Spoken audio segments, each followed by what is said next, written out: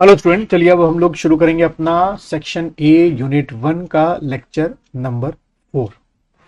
तो ये lecture number 3 की ही कंटिन्यूटी में है आपका एक तरीके से, जिसमें हम लोग इवोल्यूशन जो है वो पढ़ रहे थे। और अब जो हम सब टॉपिक ले रहे हैं इसके अंदर वो है आपका बायोलॉजिकल इवोल्यूशन। अगर हम लोग थोड़ा पीछे चलते हैं तो इसी में मैंने रखा था, हम लोग जो है वो केमिकल इवोल्यूशन के बारे में पढ़े थे। और केमिकल इवोल्यूशन के बारे में हमने मेन तौर पे ये समझा था कि किस तरीके से जो आपके पहले सिंगल मॉलिक्यूल्स थे, एटम्स थे, उससे आपका क्या बना, आपके सिंपल कंपाउंड्स बने। और फिर सिंपल कंपाउंड से किस तरीके से आपके कॉम्प्लेक्स कंपाउंड्स बने, और कॉम्प्लेक्स कंपाउंड से ऐसे कंपाउंड्स बनने शुरू हुए जो रेप्लिकेशन कर सकते थे, यानी कि लाइफ को आगे बढ़ा सकते थे। ठीक है, तो वो सब चीज़ें हमने इसमें कवर अप की थी। और उसका हमने एक एग्जाम्पल समझा कि किस तरीके से जो मिलर्स का एक्सपेरिमेंट हुआ था कि उस समय का जो प्रिमिटिव टाइप ऑफ एनवायरनमेंट था, जिससे लगातार बिजली खड़ा करी थी, इलेक्ट्रिसिटी डिस्चार्ज इसमें दिखाया गया है, जिससे आपके ये अमीनो एसिड बनने शुरू हुए। ठीक है, तो यानी कि हम ये समझेंगे इसमें, इस बायोलॉजिकल इवोल्यूशन में, कि जब एक बार आपके कॉम्प्लेक्स कंपाउंड्स बन गए, एक बार आपके ऐसे कंपाउंड्स बन गए जो सेल्फ रेप्लिकेशन कर सकते थे, अब बायोलॉजिकल इवोल्यूशन होना शुरू होगा। ठीक है, तो उसमें अगर आप देखें पहला पॉइंट क्या लिखा हुआ है, बायोलॉजिकल इवोल्यूशन बिगेन, ठीक है, with the formation of the first true cell.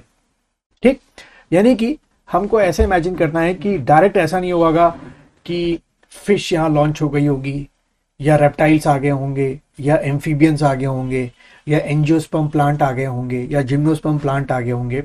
शुरुआत बायोलॉजिकल इवोल्यूशन की एक ही सेल से हुई होगी, और उस सेल से भी पहले क्या बना होगा, एक ट्रू सेल बना होगा, आपका क्या कहते हो, प्रिमिटिव सेल। जैसे यहां पे लिखा हुआ है कि formation of the first what, true cells.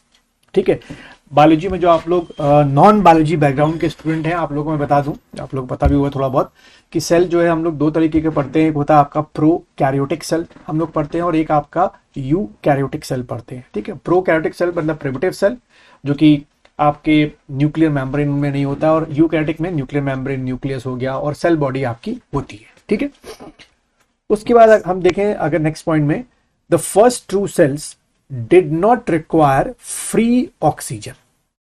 ठीक है, तो ये बड़ा इंपॉर्टेंट फैक्ट है जो आप अपने पॉइंट्स में लिखेंगे, कि बायोलॉजिकल इवोल्यूशन के दौरान जो आपका पहला सेल बना उसको सर्वाइवल के लिए फ्री ऑक्सीजन जो है वो रिक्वायर्ड नहीं थी। And that first true cell what, lived at the expenses of organic molecules available in the waters that surround them. क्योंकि मैंने पिछले लेक्चर में भी आपको बताया था कि हमारी जो लाइफ शुरू हुई वो एक्वेटिक लाइफ ही शुरू हुई थी। ठीक है, क्योंकि उस समय टेरेस्ट्रियल लैंड नहीं थी, सिर्फ ओशन, सी, जो भी आप बोले, वाटर बॉडी थी आपकी। ठीक है, वहीं से जो है आपकी क्या शुरू हुई, आपकी ये एक्वेटिक लाइफ जो थे वो हमारी शुरू हुई थी। और फिर जो भी उस समय के वाटर में आपके क्या थे, ऑर्गेनिक मॉलिक्यूल्स थे।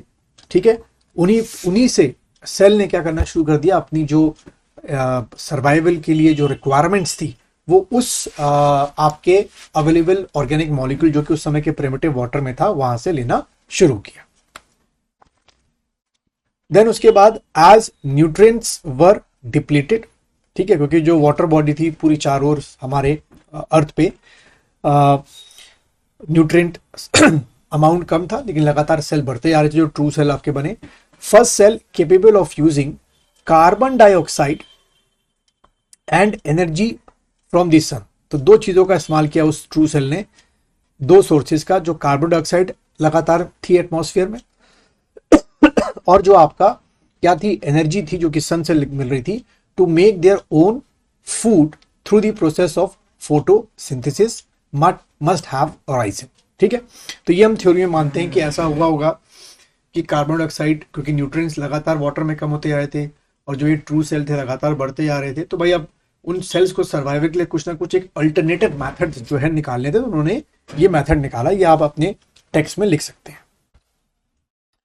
फिर ये वाला डायग्राम अगर आपको याद हो जाए, इसको पॉज करके, एक छोटा सा डायग्राम जब अगर बायोलॉजिकल इवोल्यूशन के बारे में लिखा हुआ आएगा, तो ये डायग्राम अपने हाफ पेज के राइट हैंड साइड पे या बीच में आप बना सकते हैं, जिसमें दिखाया क्या गया है कि आपका जो क्या है, millions of year before present, यहां से शुरुआत बताई गई है।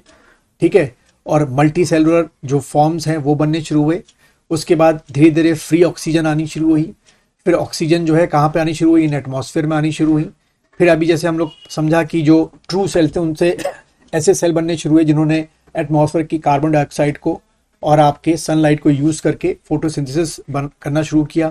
फिर उससे यूनिसेलुलर फॉर्म बनने शुरू हुए, ऑर्गेनिक इवोल्यूशन हुआ, केमिकल इवोल्यूशन और फॉर्मेशन ऑफ अर्थ आपकी हुई। ठीक है, और फिर हमारे एटमॉस्फेयर में क्या मिलनी शुरू हो गई, फ्री ऑक्सीजन जो है वो मिलनी शुरू हो गई। ठीक है, ये आपको अगर याद रहे तो दैट इज सफिशिएंट।